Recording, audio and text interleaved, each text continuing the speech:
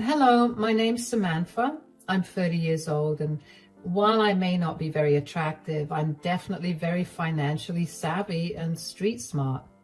Well, at least that's how I like to look at it, considering I came out of the divorce completely unscathed while my ex-husband is now struggling. I first met Rick at a work event.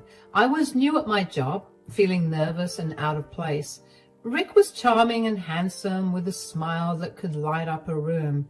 He made me feel special that night, and I quickly fell for him. We started dating, and for a while, everything seemed perfect. He would take me out to fancy dinners, buy me flowers, and tell me how beautiful I was. Rick had a son, Ethan, from a previous marriage, and he introduced me to him after we had dated for only a few months. Ethan and I got along pretty well. Rick would even drop Ethan off at my place a few times when he had to go somewhere in an emergency. After 2 years of dating, Rick proposed. I was over the moon and said yes right away. Our wedding was big and beautiful, just like a fairy tale. I thought I was the luckiest woman in the world, but things changed quickly after we got married. At first, it was little things. Rick would make jokes about my weight or my clothes. He would say, "Are you really going to wear that?" Or, "Maybe you should skip dessert tonight." I tried to laugh it off. I thought that he was just saying those things as a joke and that he didn't mean to hurt me. I mean, who would purposely insult their spouse that way? But the comments kept coming and they got meaner. Other than that, Rick's work became more demanding and he seemed stressed all the time. He would come home late. Most times he would not even bother with calling me to inform me about staying out late. I would cook his favorite meals whenever I felt like he deserved a break, just trying to make things easier for him. But he would barely acknowledge my efforts. One time, I remember planning a surprise dinner for him on our anniversary. I cooked his favorite dish and set the table with candles and flowers. When he finally came home, he was on his phone the whole time and barely looked at me. He didn't even notice the effort that I had put into making the night special. It hurt so much. But I tried to brush it off, thinking maybe he was just tired. Another instance was when we went to a friend's party together. I had spent hours picking out a dress and doing my hair and makeup. When we arrived, Rick introduced me to his friend, but he commented on how I looked like a cow in my dress and laughed really hard with them about it. It was embarrassing, and I felt so self-conscious the rest of the night. The whole night, Rick ignored me and flirted with other women. I cried myself to sleep that night. I remember confronting him about his behavior a few days later when he had a day off but seemed more content spending it away from me and sitting in his office playing video games. I had had a tough day cleaning up after Ethan and pretty much stormed into Rick's office to ask him why he wasn't helping me out or even spending time with me. "We need to talk right now." "What is it? I'm busy." "Busy? You're just playing video games. We need to talk about us, about how you've been treating me." "Treating you? What are you talking about now?" "I'm talking about how you ignore me, how you insult me in front of your friends, how you didn't even care about the anniversary dinner I made for you." "Oh, that. You're overreacting. I was tired and had a lot on my mind." "Tired? You were on your phone the whole time. You didn't even look at me or say thank you. Do you know how much that hurt?" "Look, I can't be expected to praise you for every little thing you do. You're making a big deal out of nothing." "Nothing? You called me a cow at the party. You laughed at me in front of everyone. I felt so embarrassed and humiliated. And you flirted with other women all night." "Oh, come on. It was just a joke. You need to lighten up. And flirting? Really? You're going to accuse me of that now?" "It's not just about the party. It's everything. You come home late without calling. You ignore me and you treat me like I'm invisible. I'm your wife, Rick. I need you to show that you care about me. Maybe if you weren't so clingy and needy, I would. I have a lot on my plate, okay? Work is stressful. I don't have time to deal with your constant whining. Whining? Is that what you think I'm doing? I'm trying to tell you how I feel and how your actions are affecting me. I want us to be happy together, but I can't do it alone. Well, maybe you should just try harder. Maybe if you looked nicer or didn't complain so much, things would be better. That's not fair, Rick. I try so hard to make things nice for you. I cook your favorite meals, I plan special evenings, and you just brush it all off. I feel like I don't matter to you anymore. You matter, but I can't be everything for you. You need to stop being so sensitive and start understanding the pressures I'm under. I do understand, but that doesn't mean you can treat me this way. I need respect and love from you. I need you to be my partner, not just someone who shares a house with me. Respect, love. I'm doing the best I can, Samantha. If that's not good enough for you, then maybe you need to rethink what you want. What I want is for us to work together, to be there for each other. But right now, it feels like I'm the only one trying. I can't keep doing this if you won't even try to meet me halfway. Well, maybe you should stop trying so hard. Maybe you should just accept that this is how things are. Accept it? I can't accept being treated like this. I deserve better. Fine, I'll do my best to be better, but I'm telling you, I don't care enough to deal with your stupid insecurities. I don't have time for this drama. This isn't drama, Rick. This is our marriage. If I can't talk to you about my feelings, who else do I talk to about it? Whatever. Please leave the room. Now, I'm playing an important match right now. It stung to hear Rick talk to me that way. Of course, Rick did not actually try to be better. I learned to live with it, thinking that that was the worst of it all. I was wrong. The worst was when Rick started comparing me to his ex-wife, Jessica. He would talk about how she was always so put together and confident. He would say, Jessica would never do that. Or, Jessica always looked so good.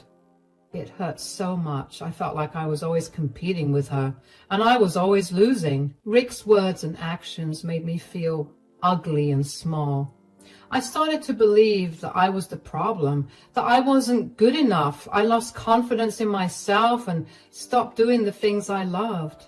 I felt trapped in a marriage where I was constantly put down and made to feel less than.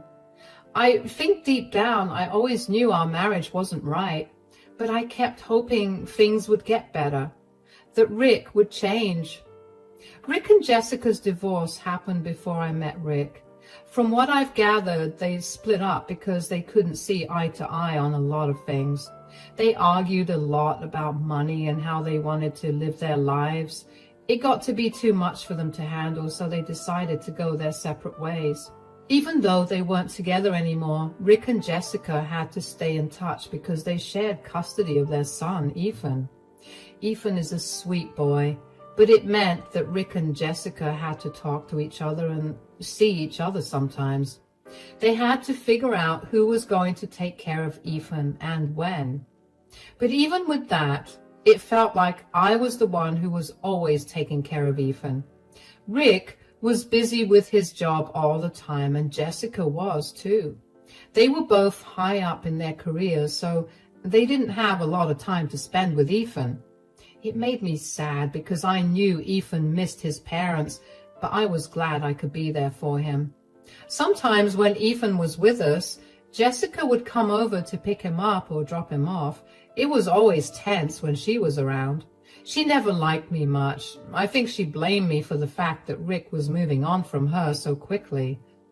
Hi, Jessica. Ethan's ready to go. He's just grabbing his backpack. Hi, Samantha. Nice to see you. I was just thinking it's a shame you never quite got the hang of dressing nicely, isn't it?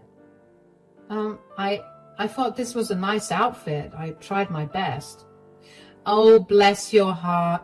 Trying is all you can do, I suppose. Not everyone can pull off looking effortlessly good. Some of us are just naturally stylish, right? I guess so. I just want to be comfortable and presentable.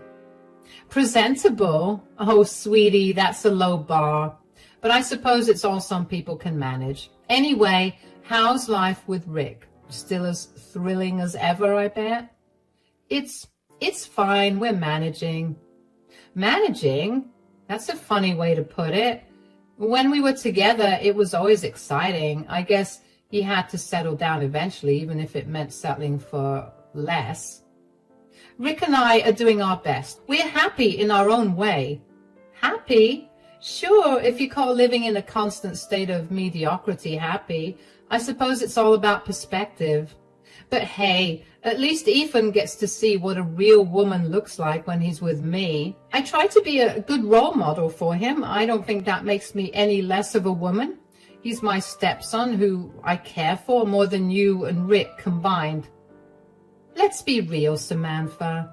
You're just playing house. Ethan knows who the real mom is, and it's certainly not you. But nice try, though. I just want him to feel loved and supported. That's what's important to me.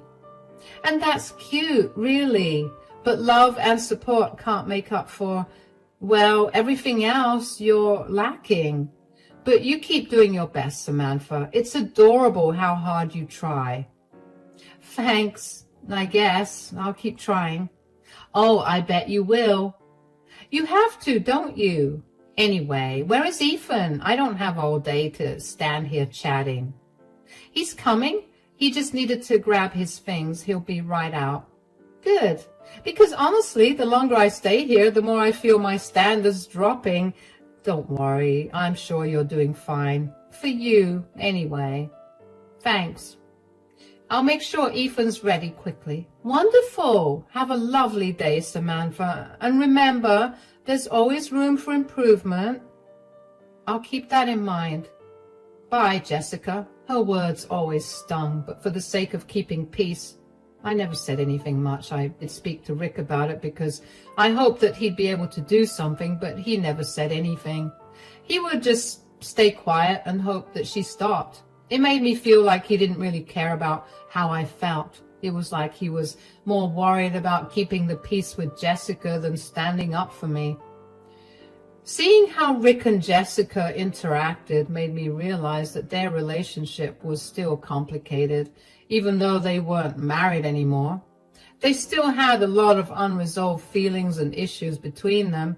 It made me wonder if that was part of why Rick treated me the way he did sometimes, like I was just there to take care of things while he focused on everything else. The first turning point of our relationship was when we had the worst fight ever. It happened one evening after Rick came home from work. He was in a bad mood and I could tell something was bothering him. I tried to talk to him, but he snapped at me, telling me to leave him alone. How was your day at work? Leave me alone, Samantha. I don't want to talk about it. I'm just trying to be supportive. I can tell something's bothering you. I said leave me alone. Can't you take a hint? Why do you have to be so mean? I'm just trying to help. You always snap at me and it's really hurtful. Oh, here we go again. You're always so sensitive. Can't you see I'm stressed? Yes, I see that, but that doesn't give you the right to treat me like this. You constantly insult me and compare me to Jessica. It's not fair. Not fair? Life's not fair, Samantha. Maybe if you were more like Jessica, I wouldn't have to compare you to her. That's so cruel. Why would you say something like that? I'm your wife. I deserve some respect. Respect? How about you earn it first? You're always whining and complaining. I have enough stress without you adding to it. I'm trying my best.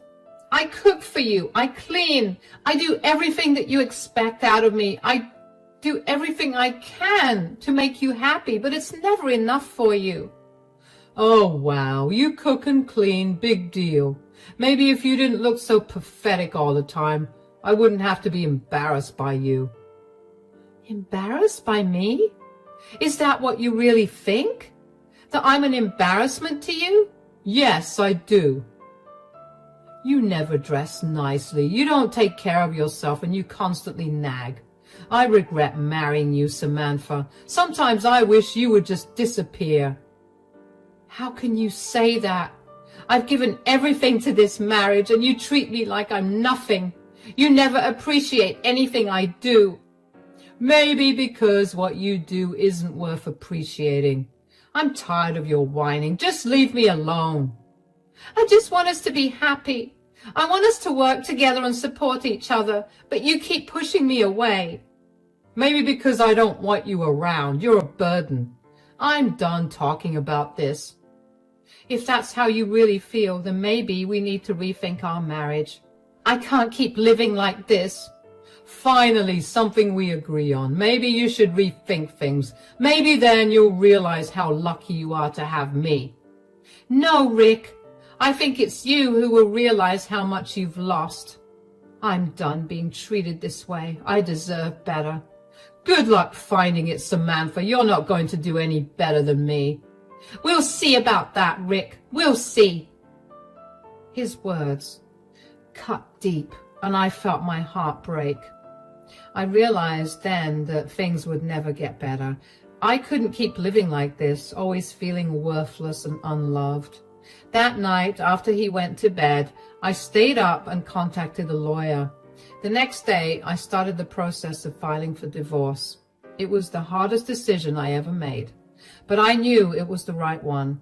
I deserved better, and it was time to take control of my life. However, once I had the divorce papers in my hand, I chickened out. I felt like I had made that decision in anger, and I didn't want to ruin things for Rick. He was going through a hard time, and divorcing him would mean kicking him and Ethan out of the house. I didn't want that for them, so I hid the divorce papers and forgot about them until a month later, which was when the second turning point happened and the final straw of our relationship broke.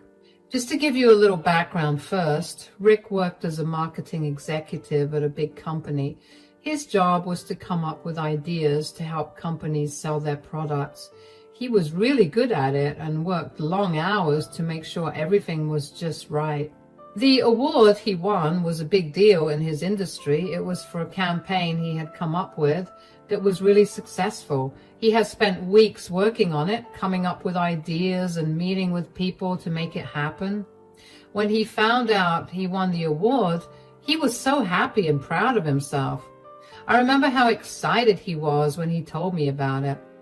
Guess what? I won the award, the big one for the marketing company. Really? That's amazing. Oh my God, tell me all about it. So remember that campaign I was working on for weeks? The one where I came up with all those new ideas to sell the product? Well, it was a huge success. The company loved it, and it got so much attention. That's fantastic. I know how hard you worked on that. You must be so proud. I am. It feels so good to be recognized for my ideas and all the effort I put in. And there's going to be an event next week to give out the award, and I can bring a +1. That's wonderful. You really deserve it, Rick. You've been working so hard. I really did. I stayed late at the office, had so many meetings, and kept pushing for the best ideas. It all paid off. This award is a big deal in the industry, and it's going to look great on my resume. I'm so proud of you. It sounds like you put everything into this project. Absolutely. And the best part is everyone at the company is so impressed with what I did. It feels amazing to be in the spotlight. You deserve it. All that hard work is finally getting the recognition it deserves. And the event is going to be huge. Lots of important people will be there. It's a great chance to network and show off a little. It sounds like it. I know how much this means to you. You should enjoy every moment of it. I plan to. It's not every day you win an award like this. It's a big step in my career, and I want to make the most of it. Plus, I think it's a sign that all the hard work I've been doing is paying off. It definitely is. By this point, Rick and I were skating on thin ice in terms of our relationship. We still had our good moments, but most of the time we were cautious when talking to each other. Neither of us apologized for that huge fight, which, if I'm being very frank, I didn't see why I had to apologize. I figured that the conversation I had with Rick about his award was the start of us going back to normalcy. I was relieved, and I found myself genuinely smiling for the first time in a long time. But then came the company event where he got the award. I got dressed up to go with him because he told me that he had a +1 that he could take with him to the event. I looked forward to interacting with his colleagues and being able to be proud of him in front of everyone. But when Rick walked into the room and saw how I looked for the event, he laughed at me. "Rick, how do I look? I tried really hard to dress up for the event." "Oh, Samantha, you've got to be kidding me. You think you're coming to the event looking like that?" "What do you mean? I thought I looked nice. I really wanted to make you proud." "Nice? You look ridiculous. I can't believe you thought you'd be my +1. There's no way I'm taking you to an event like this." "But you said you could bring a +1. I thought you meant me." "You? No way. I need someone who won't embarrass me. I'm taking Jessica. At least she knows how to look good and not make a fool of herself." "Jessica? But why her? I'm your wife. I wanted to support you." "Because, Samantha, Jessica isn't ugly and embarrassing like you. She knows how to dress up and fit in with important people. You just ruined the night for me."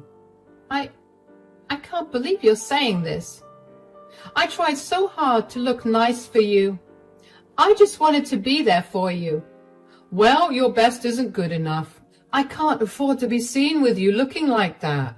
Jessica will make me look good, not drag me down." "Rick, that's so cruel. I love you. I wanted to share this special moment with you."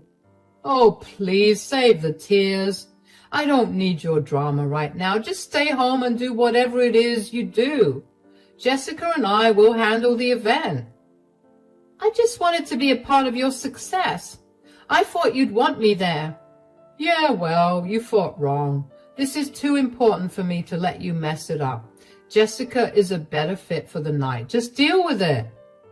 "I can't believe you're treating me like this. I thought we were a team." "A team? Hardly. Look, I need to get ready. Just stay out of my way tonight. I don't have time for this nonsense." I felt crushed.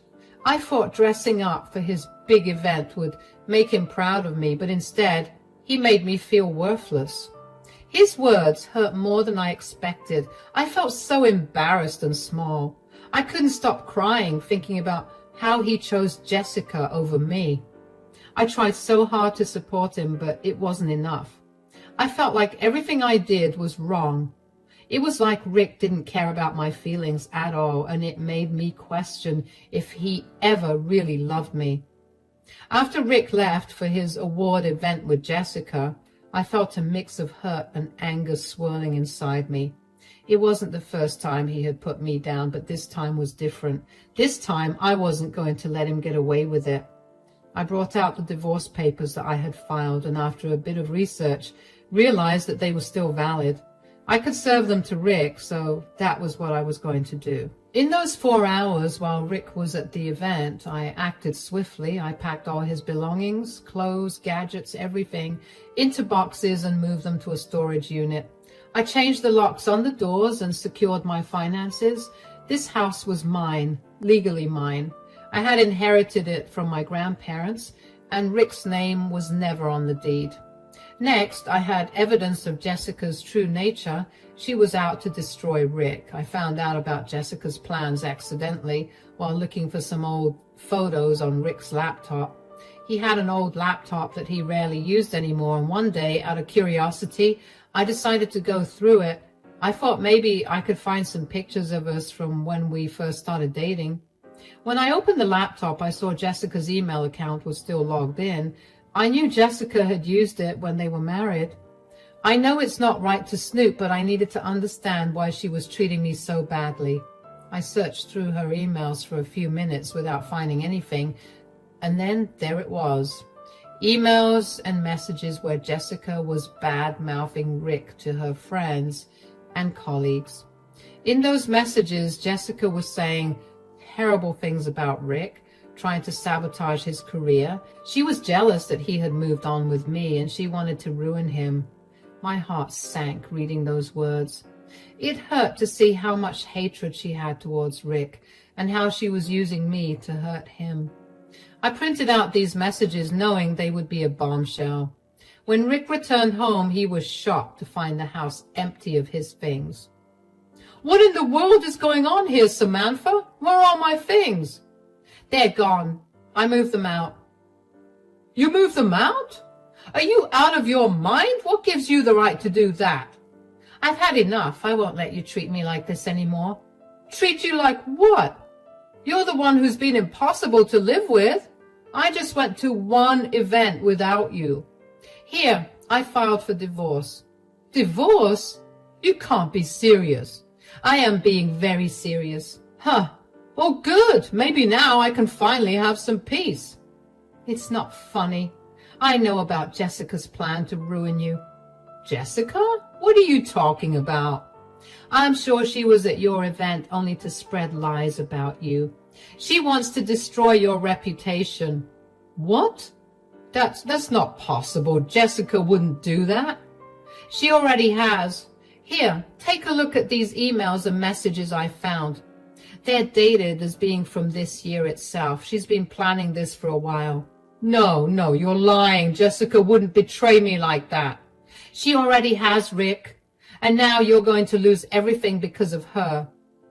"Samantha, please, take me back. I'll change, I promise. Just don't leave me like this." "It's too late, Rick. You've crossed the line and I can't forgive you." "Please, Samantha, I love you. I need you. I'll do anything." "You should leave, Rick. This is no longer your home." "Fine. You'll regret this, Samantha. You'll see." "Maybe, but I won't regret standing up for myself. Goodbye, Rick." "You'll regret this, Samantha. You'll regret this." The emotions I felt were a whirlwind. There was satisfaction in taking back control of my life. There was sadness for the dreams I had of a happy marriage. There was relief that I had finally stood up for myself. And underneath it all, there was a flicker of sadness for what could have been. If only Rick had treated me with respect. Rick was devastated to learn about Jessica's schemes to ruin his reputation behind his back. The emails I found painted a clear picture of her spreading lies and undermining his work in the industry. Jessica definitely did use the work event as a means to spread even more misinformation, because Rick quickly began getting looked at weirdly at work. His colleagues and clients started questioning his integrity. Rick got called by HR into a meeting where he was confronted with evidence of malpractice and company policy violations.